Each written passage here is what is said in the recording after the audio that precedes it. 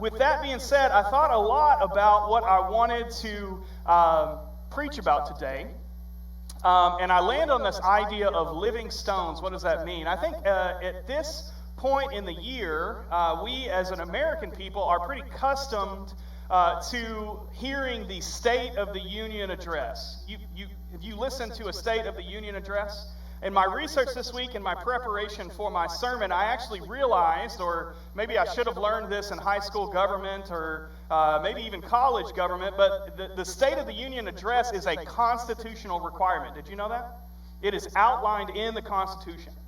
So in Article 2 of Section 3, the U.S. Constitution says the President shall from time to time give to Congress information of the State of the Union and recommend to their consideration such measures as he shall judge necessary and expedient.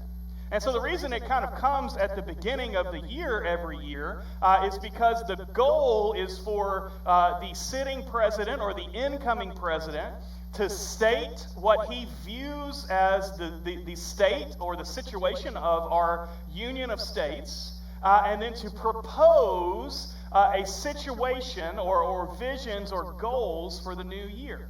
And so oftentimes you'll have a president who will come in and say, hey, we had a great year last year. You know, we did this and this and this, and we're planning on doing this in the future. Or if you're changing offices, if you've got a new president that's coming in, he's going to say, hey, it was terrible, but now we're going to make America great again, right? That's what we hear, right? And so we have all of these visions and dreams for the future. And so in thinking about our church, I don't know if you know this, but I have been here now today for a year. And so in the last, well, thank you. I guess that's good news. I guess that's good news that you're clapping and not jeering or throwing something. But I have been here for a year, and so I thought it expedient to provide you a State of the Church address. I want to look back and see what God has done in our past, but I also want to look forward and see what God is going to do in our future. And I think this is actually a biblical thing. It's outlined in the Constitution, but the people of God have done this regularly. And so what I want to do is look at the book of Joshua in chapter 4 and see how the people of God have done something like this, where they looked back to see what God had done in their past in anticipation of what God was going to do in their future. And so in Joshua chapter 4, starting in verse 1, it says this. It says, after the entire nation had finished crossing the Jordan, the Lord spoke to Joshua and chose 12 men from the people, one man from each tribe, and commanded them, take 12 stones from this place in the middle of the Jordan, where the priests are standing, and carry them with you, and set them down at the place where you will spend the night. And so Joshua summoned the 12 men, and he had selected from the Israelites one man from each tribe, and he said to them, go across to the ark of the Lord your God in the middle of the Jordan. Each of you lift a stone onto his shoulder, one for each of the Israelite tribes, so that this will be a sign among you, for one sign among you. In the future, when your children ask you, what do these stones mean to you? You should tell them, the water of the Jordan was cut off in front of the ark of the Lord's covenant. And when it crossed the Jordan's water was cut off. And therefore these stones will always be a memorial for the Israelites. And the Israelites did just as Joshua had commanded them. The 12 men took stones from the middle of the Jordan, one for each of the Israelite tribes, just as the Lord had told Joshua, and they carried them to the camp and set them down there. And Joshua also set up 12 stones in the middle of the Jordan, where the priests who had carried the Ark of the Covenant were standing. And these stones are still there today. Pop down to verse 20 here. Then Joshua set up in Gilgal the 12 stones that they had taken from the Jordan. And he said to the Israelites, in the future, when your children ask their fathers, what is the meaning of these stones? You should tell your children, Israel crossed the Jordan on dry ground. For the Lord your God dried up the water of the Jordan before you until you had crossed over, just as the Lord your God did to the Red Sea. which he dried up before us until we had crossed over. And this is so that all the peoples of the earth may know that the Lord's hand is strong, and so that you may always fear the Lord your God. So, what an interesting passage, right? This passage is taking place when God is finally allowing the people of Israel to enter into the land that he had promised. Now, I don't know if you remember when this promise was made, but if you rewind back about 450 or even 500 years, God had promised to give this land, the land of Canaan, to Abraham.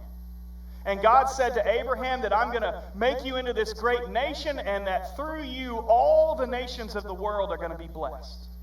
And I'm going to give you all of this land for you to inherit, and your people are going to be a blessing to the world. And so then Abraham has Isaac, and Isaac has Jacob and Esau, and then Jacob has 12 sons, and then 11 of those 12 sons throw one of their brothers into a pit, and then that son gets sold into slavery into Egypt, and then ultimately that son is made into the second most powerful man in Egypt, and so all of Israel moves to Egypt. And that's when they begin to flourish and grow and establish themselves as a people until the point where they got so many that the Egyptians were afraid of these people.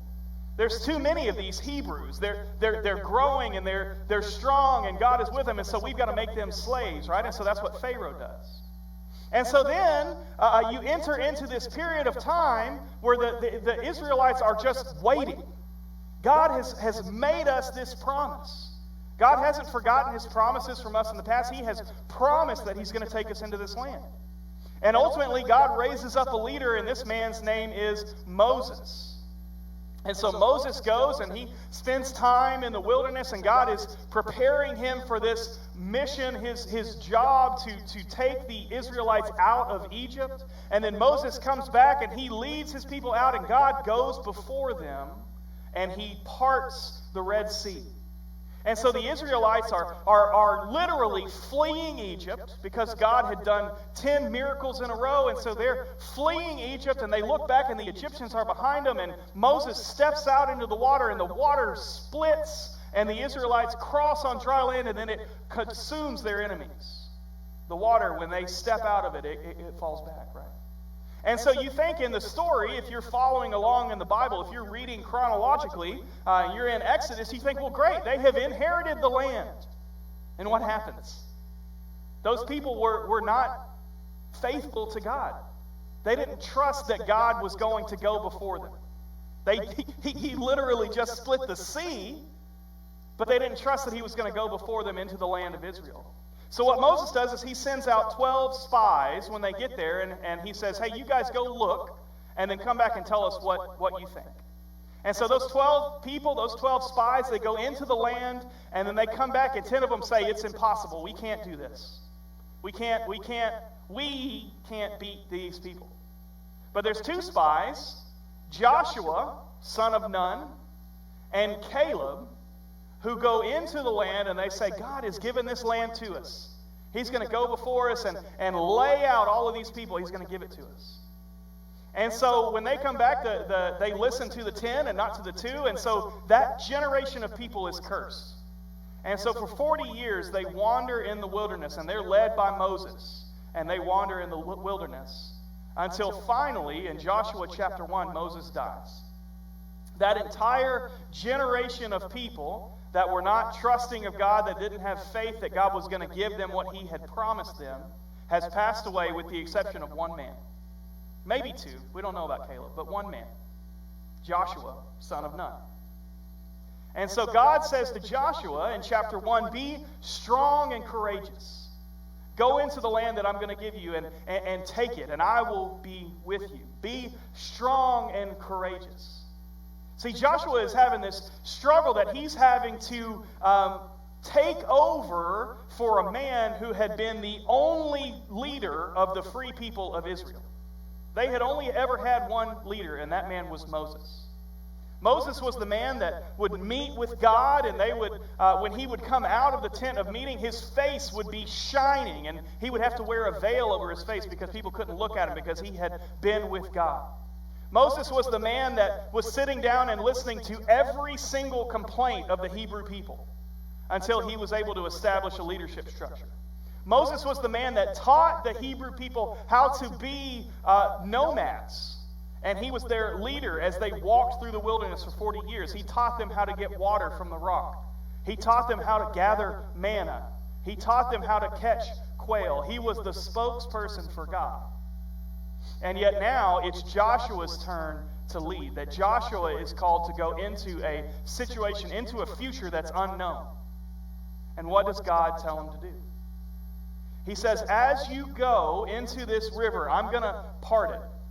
I'm going to split this river, and as you go, I want you to grab stones from the middle of the river. Now, forgive me, I wanted to get bigger stones, but this is what I've got. And so these 12 men, these leaders of the tribes of Israel, were called to go to the middle of the river and pick up a stone and then go and set it where they were going to rest. And so that the purpose of the stones was not to demonstrate that they did anything on their own power. The purpose of the stones was to remind the people what God had done. And so as they go into the land, if you read on, you'll actually see that they set up these stones right outside of Jericho. That when they camp at Gilgal, they set up these stones as a memorial of what God had done before them. You see, the purpose of the stones was to demonstrate that God is a God who cares about his people, a God who is powerful, a God who is sovereign, a God who is loving. In fact, the only man, the stones were called to represent more than just them crossing the Jordan. If you go and read in verse 20, the stones were to represent them crossing the Red Sea. And the only man left in this group that had crossed the Red Sea was Joshua, son of Nun. Their leader, Joshua, who is now facing an unknown situation, is calling them to set this memorial up in memory of what God had done for them. I think that I noticed that there are interesting things about this memorial. Go ahead and let's reread verse 20 to 24. It says, Then Joshua set up in Gilgal the 12 stones they had taken from the Jordan, and he said to the Israelites, In the future, when your children ask their fathers, What is the meaning of these stones? You should tell them, Israel crossed the Jordan on dry ground. For the Lord God dried up the water of the Jordan before you and until you had crossed over, just as the Lord your God did to the Red Sea. He dried up before us until we had crossed over. And this is so that all the peoples of the earth may know that the Lord's hand is strong, and so that you may always fear the Lord your God. There's three purposes I see in them moving the stones. The first purpose I want to point out is, did you notice who actually moves them? Did Joshua himself pick up 12 stones and move them out of the middle of the river? No. God used the people to move the stones. God used 12 leaders of these tribes to pick up these stones and move them. It wasn't that Joshua was doing this all on his own. It wasn't that Joshua was the one that was called by God, and so it was his job to remind their children of what God had done. It was his job to tell the world. That's not what the text says. It says that the leaders of the tribe, all of these people, they carried the stones as a group. That God had called the people to do the work. Not the leader, the people to do the work. And so as they carry them, they get to Gilgal, and then it says that you should tell your children Israel had crossed on dry ground. The purpose of the stones was so that they could teach their children of the mighty works of God. The purpose of the stones was that they would point their children back to what God had done, both in their distant past and in their immediate past, and that their children would come to know the Lord because of what their parents had taught them. And so I think part of the purpose of the stones was that parents would raise up their children in the ways of the Lord. For those of you that are parents, I'm a parent of young kids. If you have kids of any age, your primary responsibility right now is to disciple your children. You're called to reach the world. You're called with the Great Commission, just like every other Christian is. But your primary responsibility is to raise and disciple your children. If you are grown in here and your children are grown and you have grandkids or great-grandkids, do you know what your primary responsibility is? To point your kids back to God. To disciple your children. Your primary responsibility in life is to disciple your children in the obedience of God. And so the stones that they carried out were carried out from the middle of the river, to prove that these aren't just regular stones. These were stones from the bedrock. These are stones from the riverbed. And we built this because God saved us. God did this mighty work when your children asked. So it was the people that did the work. The responsibility was to their children. But there's a third purpose. In verse 24, this is so that all the peoples of the earth may know that the Lord's hand is strong, and so that you may always fear the Lord your God. These stones weren't just for Joshua.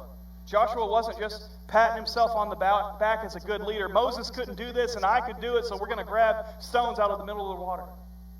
The stones, while they serve the purpose of instructing your children, is good, but that wasn't their sole purpose. The purpose of the stones was to tell the nations of the goodness of God, of the power of God, of what God had done. That the people of Israel were called to be living stones, living monuments to God. And that when people saw them, that they would see the mighty works of God. We're covering Joshua in my Sunday school class. And one of the things we learned this morning is that when the spies go into Jericho and they begin meeting with Rahab, what Rahab, a non-God-fearing person, a non-Hebrew person, says is that the world is aware of what your God can do. While the Israelites were terrified to go into the land, because they were afraid that God couldn't do what he had told them to do, the world was looking at the God of the Hebrew people with fear and trembling. That the world was aware of what God could do. These stones were to serve as an example to the world of what God could do. And so what are our living stones? What are the stones that we have here at First Bonham? What do we do? How do we show the world? Well, I think that there are basically 4 things that I try to do, that I build our ministries off of. When I'm thinking about sermon planning, I think through these 4 living stones.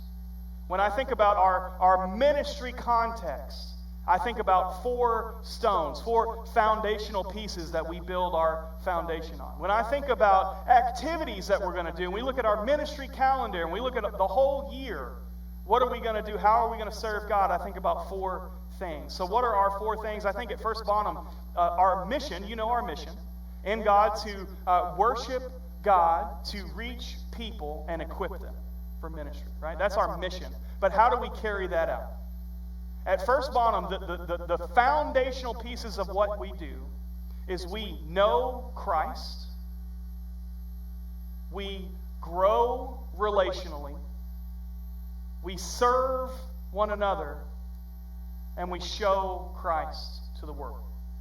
In everything that I do, when I'm thinking about sermons, and I've got sermons planned out through December, so if you want to know what we're preaching about in October, come talk to me and I can tell you. But when I'm thinking about our sermons, I'm thinking about this. When I think about activities that we're going to do, what's our kids' ministry going to do in May? I'm thinking about this.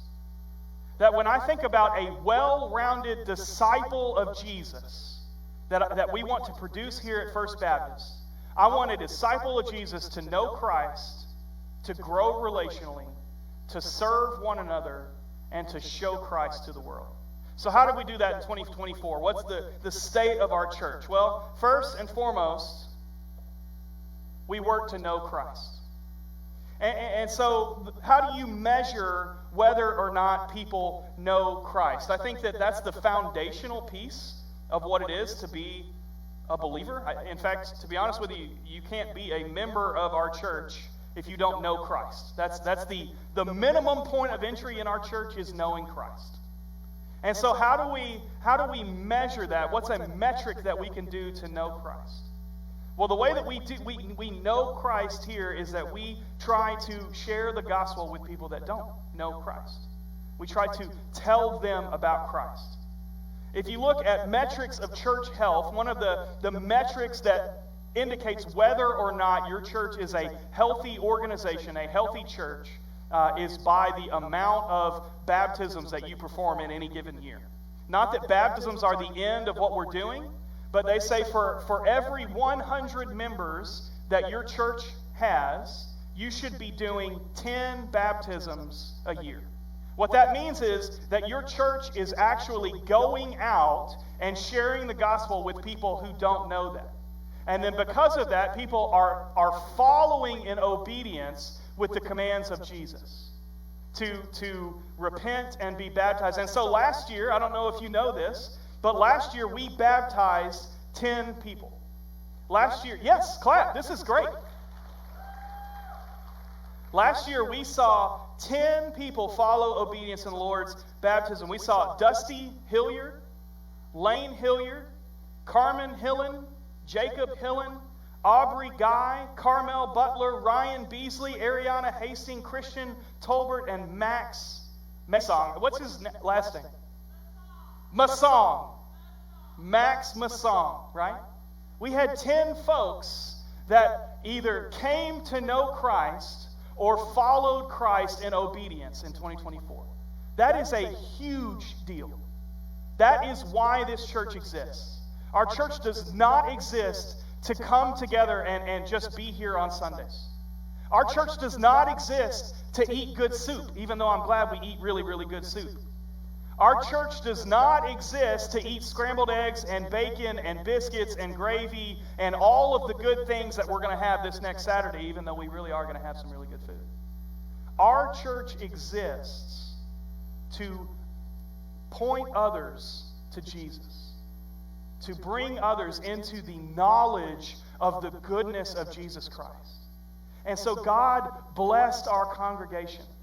I didn't do a thing last year to baptize 10 people.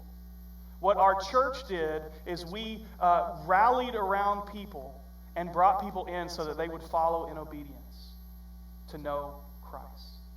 That's great. In fact, to be honest with you, my whole State of the Church address today is kind of a celebration because God has been moving in our church. But the biggest point of emphasis is that we baptized 10 people.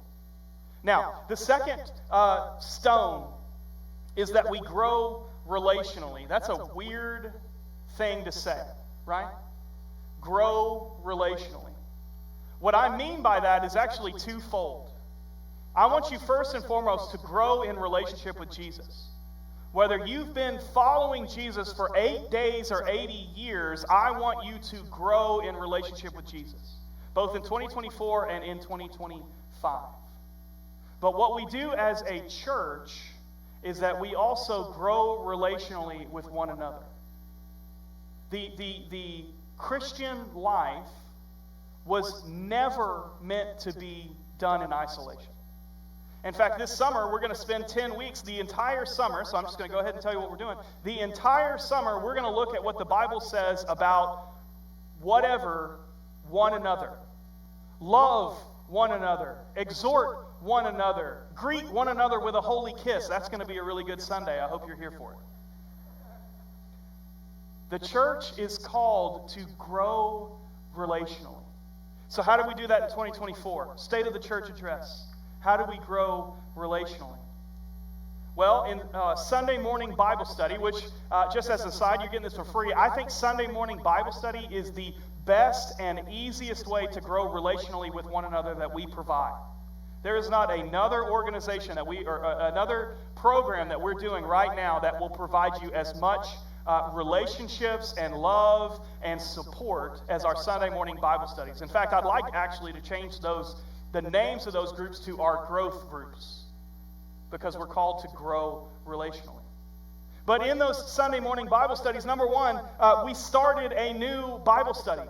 My goal in 2025 is to start at least one additional Bible study in whatever else we're doing. The way that you grow as a church is that you continue to grow Bible studies, because Bible studies are where people connect, where you do Christ and do relationship with one another. So we started one new Bible study in 2024. Additionally, we have 14 Sunday morning Bible study classes that are currently meeting. And in that, we averaged 116 people in weekly Bible study. That's great. That's good news. We have 116 people who are bought in to grow relationally in our church. In kids ministry, and this, I want you, if you haven't listened to anything else in our church, you have got to listen to what I'm about to say. Grow relationally. In kids ministry, we started the year with 10 kids on Wednesday nights. Okay, stop, because I'm about to cry. Wednesday, we had 46 kids. 46 kids. That's not us. That's God moving in our city. What Jay, was it Jay? Who was I talking to just before the service? Steve. I was talking to Steve. What Steve said before the service is he said that our kids ministry is growing because the kids are bringing kids. That the kids ministry is growing in the neighborhood because they're going into that neighborhood. Those kids are going into that neighborhood and bringing their friends to church. We don't have just a ton of families that are bringing their kids. We have kids that are bringing their families to church. That is a huge deal. That's a monumental piece that God has done in our church. 46 kids. You know what that means? That means we need help. I'm going to get to that and serve one another, but we need help in kids ministry. God is moving in our kids ministry. Our kids ministry grew from 10 to 46. What else did we do? Our men's ministry averaged 25 men over the course of 10 men's breakfasts. Again, the purpose is to grow relationally. We averaged 8 men every other Wednesday, boys? Every other Wednesday in our prayer group. There are 8 men that are showing up every other Wednesday in our lobby and praying for you. They're praying for our church. They're praying that God would move in our city. That God would work in our congregation. That's growing relationally, those men coming together. In women's ministry, we had ladies meet each Tuesday for a ladies-specific Bible study. 10 a.m. on Tuesdays. It's going to happen again this year. I hope you can come. We also had ladies gather in May for a meal. A tea to grow together, both relationally and spiritually grow in relationship with God. We grew relationally in 2024. We serve one another. If I'm going to be honest with you, the thing we do best here at First Bonham is serve. I came up with so many ways that we served. We're getting close here. I'm about to drop them. That we served in 2024 that I have to read them all. I can't just memorize them because we serve so many ways. In 2024, we held special events. We had 41 folks serve over 130 kids at VBS. We had 45 folks serve 450 people at Fall Festival. We hosted 3 different church groups who came in to serve our community and our congregation, and each of those groups had 30 servants in them.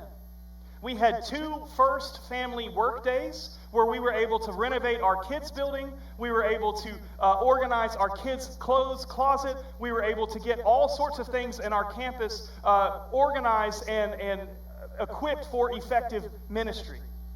Our kids' ministry was served,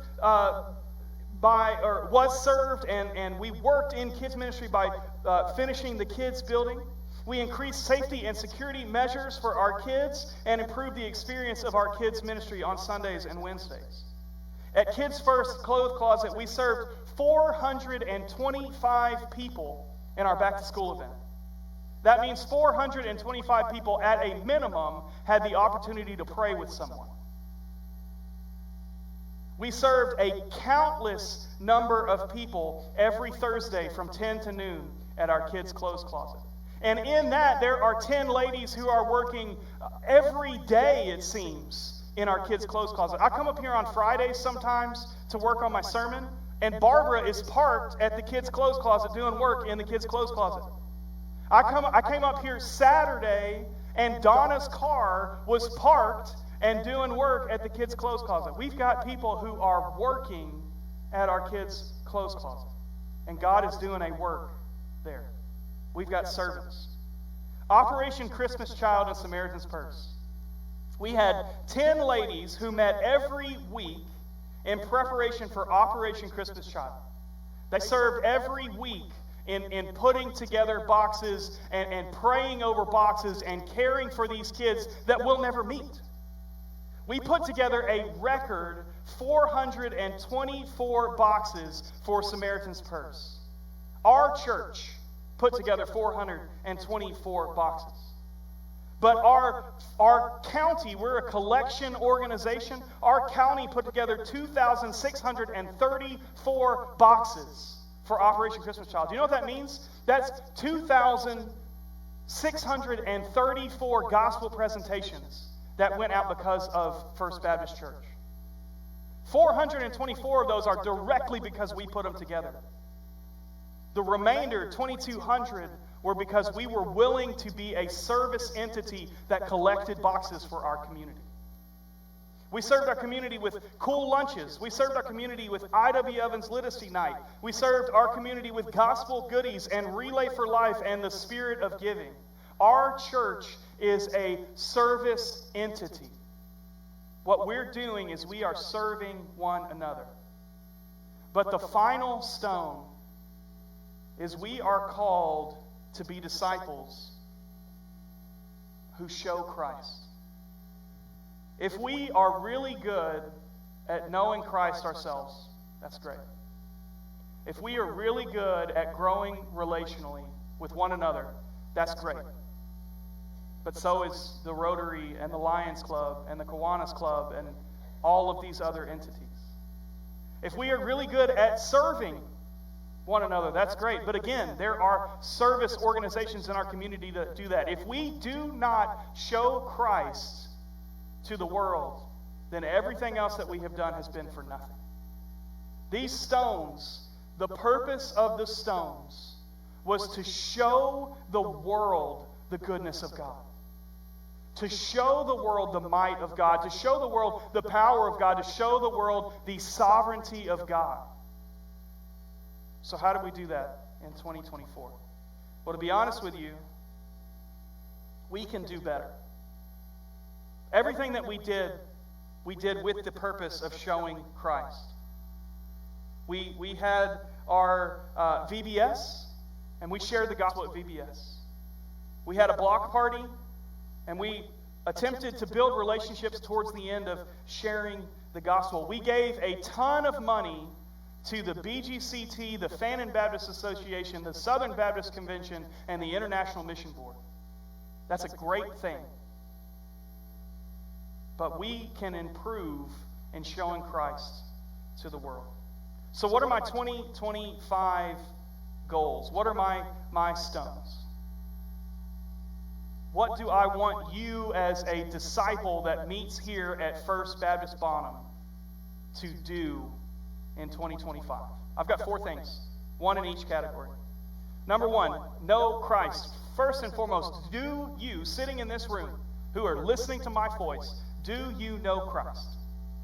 Because if you don't, then the rest of this is a waste of your time. Until you know Christ, nothing else can improve. And so if you don't know Christ, the only thing I want you to do in 2025 is to come into a relationship with Jesus Christ. If you don't know Christ, then I'm going to give you an opportunity in about 5 minutes to come and talk to me. And I will show you what it means to know Christ, how to walk in relationship with Him. Do you know Christ? If you do know Christ, which I would assume is about 98% of the people in this room, If you know Christ, then how should you grow in your knowledge of Christ? Well, my hope is that are you pointing others to knowing Christ? Are you having conversations with people? What we saw with the stones is that it wasn't Joshua's job to carry these 12 stones. It was the community's job. That the community came together to move these stones out so that the world would know what God had done. And so as your pastor, it is not my job to share Christ with this town. It is my job as a believer in Jesus Christ to share Christ with those that are in my bubble. But it is your job to show Christ, or to teach people to know Christ in your bubble. I read a book recently called The Gospel Comes with a House Key, and the whole premise of that book is that God doesn't make mistakes with addresses. That He has placed you where He's placed you on purpose so that people will know Christ. In 2025, my hope is that you will reach people relationally with Christ. In 2025, what do I want you to do to grow relationally? I want to know how involved you are in our fellowship. Are you a member of our church? If you're not a member of our church, this is a great time to join our church. God is doing a new and renewed work in our church. And so maybe for you to grow relationally, what that means is for you to plug into our church, to join our church, so that you can grow relationally with these other believers who are following in what God has called them to do. Perhaps you're a member of our church, but you're not going to one of our growth groups or our Sunday school groups on Sundays. We've got 14 groups, and my hope is that by the end of the year we have 15 or 16 groups where you can plug in and grow relationally. Your relationship with Jesus is not meant for you to be done on your own by yourself. It's meant for you to be done in community with one another. Maybe you can join one of our growth groups. How do we serve? I need your help. I've got 2 service areas. Our kids ministry desperately needs servants. 46 kids on Wednesday night is great, except for the 20 people that are working with them. We need 40 people. We need 50 people. Because what God is doing is God is bringing the harvest to us. Last year in 2024, 1 or 2 of those kids came to know Jesus because of their time in our kids ministry. That the gospel is being shared every single week, but we need servants. We need people to serve. You notice I keep saying that we have 46 kids that are coming on Wednesday nights. What do we have on Sunday mornings? We've got about 15 right now. But what I would like to do in 2025 is have 46 on Sunday mornings. And what that means is that we need volunteers to drive. Right now on Wednesday nights, we drive 2 vans on 2 trips to go pick up these kids. Because the kids that are coming are kids that don't have transportation to First Baptist. What we're doing, we had 2 mamas who were here on Thursday in our growth group with the ladies that are here as a result because their kids are coming on Wednesday night. We would love to build relationships with these families so that we can get their parents involved in this church so that their parents can know Christ and grow relationally. How do I need you to serve? We need you to serve in kids ministry. Maybe you think kids are not your jam. I've got another opportunity for you. Don't wait, there's more. We need a group of people to create an impressions team. We need people that are greeting people in the parking lot, but not on days that it's 20 degrees. We need people that are holding doors on Sunday mornings. We need people that are working at our info spot. There are jobs galore that I could assign you to, but we need workers. Because I can't keep using the same 40 people that were at VBS and that were at Fall Festival to fill these jobs. There's 150 of us in this room, ministerially speaking. I've got 150 jobs. God created you uniquely with a gift. I don't want you to serve somewhere that is uncomfortable for you, but I do want you to serve. I want you to serve as God has called you to serve. Serve one another. And how in 2025 are we going to show Christ? I'm telling you right now, and I'm going to give you a date, we are going on a mission trip this summer. If it's just me, if I'm the only one on this trip, First Baptist Bonham is going on a mission trip this summer. So if you want to pull out your calendar and put the dates in, it's July 13 through 18. July 13 through 18, we are partnering with 7th and Main Baptist Church, and we are going down to the border to help serve in Del Rio, Texas. What that means is we are working with immigrants who are coming in to the border and need help finding the legal paths in. We are working with kids who have come into Del Rio and doing ministry camps. We may or may not be going into Acuña, Mexico to work with an orphanage there that is dedicated in sharing the gospel and caring for kids. We are going on mission in 2025. But we will also work and do ministry and missions here in Bonham. This summer, we are taking block parties across our community to reach our kids where they live. That we're taking our church to their location. We don't expect them to come here, that we're going to take it to them so that they can still have church. I need you to serve in our block parties. A disciple of Jesus Christ that meets at First Baptist Bonham will know Christ, will grow relationally, will serve one another, and will show Christ to the world.